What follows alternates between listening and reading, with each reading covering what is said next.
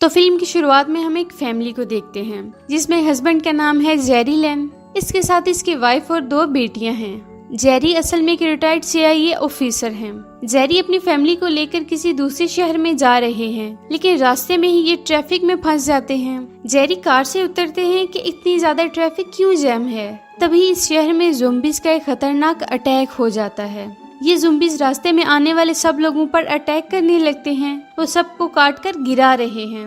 यहाँ जेरी एक बात नोटिस करता है कि जब भी कोई ज़ॉम्बी किसी इंसान को काटता है तो 10 से 15 सेकंड में ज़ॉम्बी बन जाता है और ये ज़ॉम्बी वायरस बहुत स्पीड से फैल रहा है। वो वहाँ किसी तरीके से अपनी फैमिली को बचाकर निकल जाते हैं। वो रास्ते में होते हैं तो उसे एक फ्रेंड की कॉल आती है और ये दोस्त भी CIA का हिस्सा है। जेरी हेल्प मांगता है ताकि वो अपनी फैमिली को रेस्क्यू करवा सके। फिर वहाँ से जेरी और फैमिली एक बिल्डिंग के पास पहुँच जाते हैं क्योंकि इसी बिल्डिंग की छत पर एक हेलीकॉप्टर ने उन्हें रेस्क्यू करने आना है। अभी वो बिल्डिंग में जा ही रहे होते हैं कि इधर उधर लोग ज़ॉम्बीज़ बन रहे हैं और लोगों पर अटैक भी कर रहे हैं।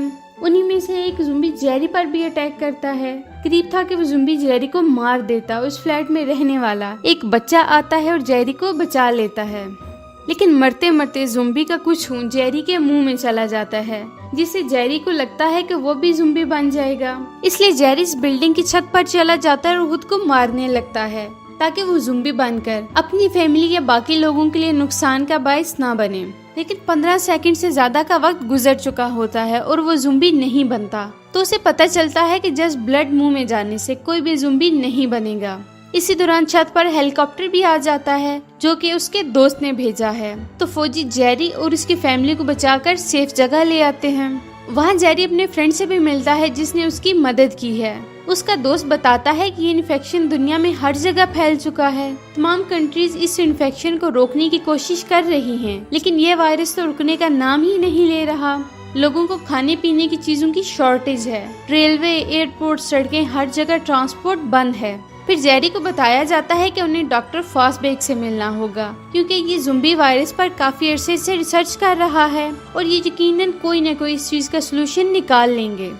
ये भी बताया जाता है कि ये वायरस इनिशियली कोरिया में फैला था और हमें इसके मुतालिक एक ईमेल भी मौसूल हुई थी। फिर हमने इनसे कांटेक्ट करने की कोशिश की लेकिन हम नहीं कर पाए। अगर हमें पता चल जाए कि ये वायरस कैसे शुरू हुआ तो पॉसिबल है कि हम इसका इलाज, इसकी वैक्सीन बना लें। इसी बात का पता लगाने के लिए हम डॉक्टर फॉसबेग को तुम्हारे साथ भेजने वाले हैं। अब जेरी डॉक्टर और अपनी टीम के साथ कोरिया जाने के लिए रेडी हो जाता है। जैसे ही ये कोरिया पहुंचते हैं तो वहाँ के इन्फेक्टेड ज़ॉम्बीज़ इन पर अटैक कर देते हैं। ये इनका मुकाबला करते हैं और काफी ज़ॉम्बीज़ को मार डालते हैं। फिर डॉक्टर फॉसबेग जो सिर्फ लैब में ही रहे थे ये देखकर बहुत ज्यादा डर जाते हैं और वो वापस प्लेन की तरफ भागते हैं। भागने के दौरान उनका पाँव फिसलता है जिससे वो गिरते हैं और एक्सीडेंटली अपनी ही गन से फायर होता है और वो मारे जाते हैं। अब डॉक्टर तो मारे जा चुके हैं लेकिन जेरी अपनी बाकी टीम के साथ साउथ कोरिया के एक हेल्थ सेंटर में पहुंचते हैं जहां से पहला केस सामने आया था। वहां एक ऑफिसर जेरी को बताते हैं कि ये जो लाश तुम देख रहे हो ये ज़ॉम्बी वायरस का पहला विक्टिम था। जेरी ऑफिसर से पूछते हैं कि इसको किस चीज ने काटा था जिसकी वजह से ये ज़ॉम्बी बन गया, लेकिन वो ऑफिसर इस बारे में ज्यादा इंफॉर्मेशन नहीं रखते थे।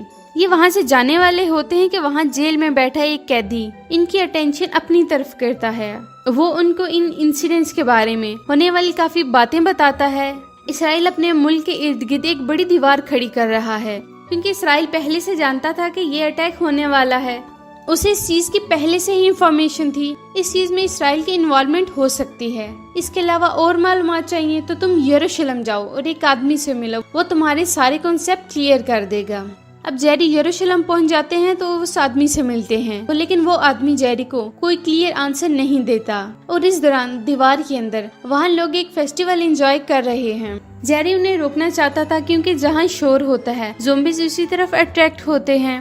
फिर हम देखते हैं कि बहुत सारे ज़ॉम्बीज़ इस दीवार की तरफ बढ़ने लगते हैं और आस्ता आस्ता वो दीवार पर चढ़ जाते हैं। अभी तक इसराइल इस दीवार के पीछे सेफ था लेकिन अब ज़ोंबी दीवार के अंदर आ जाते हैं और वो लोगों पर अटैक करके सबको ज़ोंबीज बना रहे थे। यहाँ हम एक चीज नोटिस करते हैं कि ज़ोंबीज सब पर अटैक नहीं कर रहे थे। बहुत कम लोग ऐसे थे जिनके पास से ज़ोंबीज गुजर रहे थे और उनको नहीं काट रहे थे। जेरी इस चीज को नोटिस करता है। फिर वहाँ जेरी और उसकी टीम एक प्लेन पर बैठकर इसराइल से बच निकलते हैं। जेरी प्लेन में तो आकर बैठ जाता है, लेकिन उसे अभी भी सुकून नहीं आया। जब वो उठकर देखता है तो पता चलता है कि जहाज के पिछले हिस्से में कोई ज़ोंबी मौजूद था जिसने सबको काट लिया है। तो जेरी सबको खामोशी से इन्फॉर्म करता है और सब लोग खामोशी से अपना सामान जहाज के दरमियान के हिस्से में रख देते हैं ताकि ज़ोंबीज इन लोगों को ना देख सके। लेकिन एक आदमी से बैग गिर जाता है जिससे ज़ोंबीज इस तरफ अट्रैक्ट हो जाते हैं और इस तरफ आकर सब लोगों पर अटैक करने लगते हैं। जेरी बचने की लगातार कोशिश करता है, लेकिन एक वक्त आ जाता है जब जेरी सिचुएशन को नहीं कंट्रोल कर पाता और एक ग्रेनेड निकालकर इस प्लेन में फेंक देता है, जिससे ज़ोंबीज तो बाहर गिर जाते हैं, लेकिन जहाज क्रैश हो जाता है। इस क्रैश में सिर्फ 2 लोग बच पाते हैं, जेरी और एक फीमेल ऑफिसर। ये दोनों काफी मुश्किल के बाद जख्मी हालत में WHO की हेल्थ फैसिलिटी में पहुंच जाते हैं। जेरी को फर्स्ट एड दी जाती है। फिर जब जेरी को होश आता है तो वो बताता है कि यहाँ आने का मकसद एक वैक्सीन हासिल करना है जिससे इस वायरस के खिलाफ लड़ा जा सके जो इफेक्टिव हो। जेरी बताता है कि मैंने एक बात नोटिस की है कि ज़ोंबीज कुछ लोगों को छूते भी नहीं हैं, उन्हें इग्नोर करके आगे चले जाते हैं क्योंकि वो लोग पहले ही किसी न किसी बड़ी बीमारी में मुब्तला थे। ज़ोंबी सिर्फ हेल्दी लोगों पर अटैक करते हैं और बीमार लोगों को छोड़ देते हैं। ये ज़ोंबीज बहुत स्मार्ट हैं। अब यहाँ सब डॉक्टर्स हैं। ये सब बताते हैं कि हमें तुम्हारी थ्योरी प्रूफ करने के लिए सबूत चाहिए। हम ऐसे तुम्हारी बातों पर यकीन नहीं कर सकते।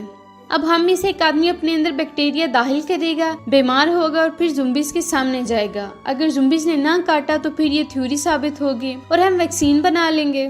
तो जेरी ये सब करने को तैयार हो जाता है, लेकिन अब प्रॉब्लम यह आ रही थी कि ये बैक्टीरिया वेल वैक्सीन जिस फैसिलिटी में थी वहाँ सब ज़ोंबीज बन चुके थे। उधर हर तरफ ज़ोंबीज थे। फिर जेरी और उसके साथी एक एरिया की तरफ जाते हैं तो ज़ोंबीज उन पर अटैक कर देते हैं। बाकी 2 साथी तो जान बचाकर वापस आ जाते हैं, लेकिन जेरी वहीं फंस जाता है। वो ज़ोंबी से फाइट करता है और मुश्किल से अपनी जान बचाकर एक सेफ जगह पर आ जाता है और इसी जगह सब वैक्सीन्स हैं।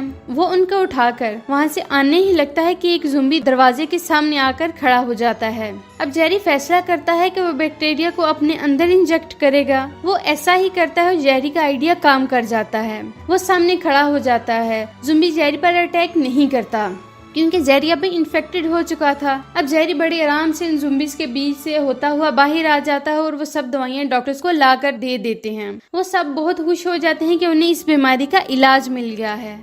अब जेरी वापस अपनी फैमिली के पास आ जाता है। अब ज़ोंबी से भरी दुनिया के कुछ बचे हुए लोगों के पास जिंदगी की उम्मीद आ गई थी।